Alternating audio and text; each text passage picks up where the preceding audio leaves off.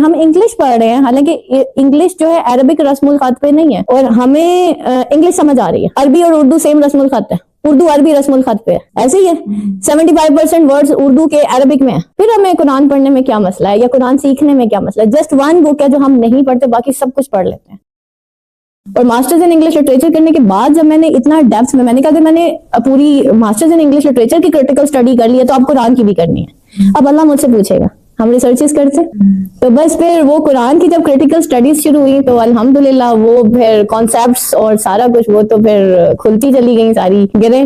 اور میں ایک اور چیز بتاؤں، جب میں ایم اے انگلش لٹریچر کی پیپرز دے رہی تھی تو جہاں پہ مجھے کنفیوژن ہوتی تھی نا ہسٹری میں اور انٹرنیشنل ریلیشنز میں ڈاکٹر اسرار احمد کے لیکچر سن کے اور پیپر سالو کر کے آتی تھی ایم اے انگلش لٹریچر کا، کیونکہ جو آپ کو international relations world war 1 world war 2 اور جو مغربی ممالک کی سائیکی ہے نا، وہ جو ڈاکٹر اسرار احمد بتاتے ہیں نا، وہ آپ کو کہیں اور نہیں ملے گا.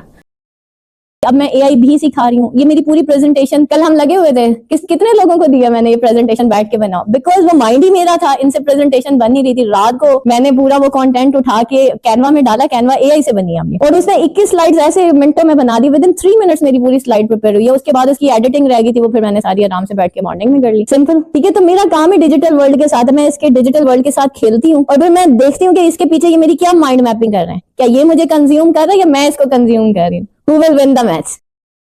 اسی طرح میری ایک اسٹوڈنٹ تھی، وہ نان مسلم ہو گئی تھی، کرسچن ہو گئی تھی، اور ایم اے انگلش پارٹ 1 کے پیپر دے رہی تھی. تو خیر اس کی سپلی آئی کہیں ڈرامہ میں، اس نے میرا نا ایک لیکچر سنا ڈاکٹر فاسٹس پہ. اب جب میں کیونکہ قرآن بھی پڑھ رہی تھی ساتھ ساتھ انگلش بھی چل رہا تھا، تو ڈاکٹر فاسٹس ہے کالے جادو کے اوپر بنا، اور یہ ریئل سٹوری ہے ایک جرمن اسکالر کی نا. تو اس کے اینڈ پہ میں نے ایک اسلامک تھیوری بتائی تھی. ہر میرا جو بھی میں وہ بتاتی تھی نا، ان کی مغربی تھیوری بتاتی تھی، تو اس کے کمپیریٹو میں اسلامک تھیوری اینڈ پہ میرا ایک شارٹ 5 منٹ کا لیکچر ہوتا تھا. اس بچی نے کہیں وہ سن لیا اینڈ شی اسٹارٹڈ ویپنگ. اس نے مجھے کال کیا اور مجھے کہتی ہے کہ میم میں کرسچن ہو گئی تھی اور آپ کا لیکچر سن کے میں دوبارہ مسلمان ہوں الحمدللہ.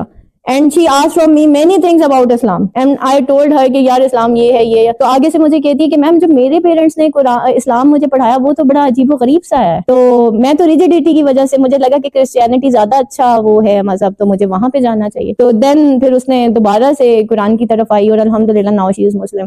اور اس کے پیرنٹس کو نہیں پتا تھا کہ وہ بچی عیسائی ہو گئی ہے. میں آپ کو یہی تو بتا رہی ہوں، تھرو میڈیا آپ کے بچوں کی مینیپولیشن ہو رہی ہے، آپ کو پتہ ہی نہیں چلنا وہ بچے کدھر کے کدھر پہنچ گئے.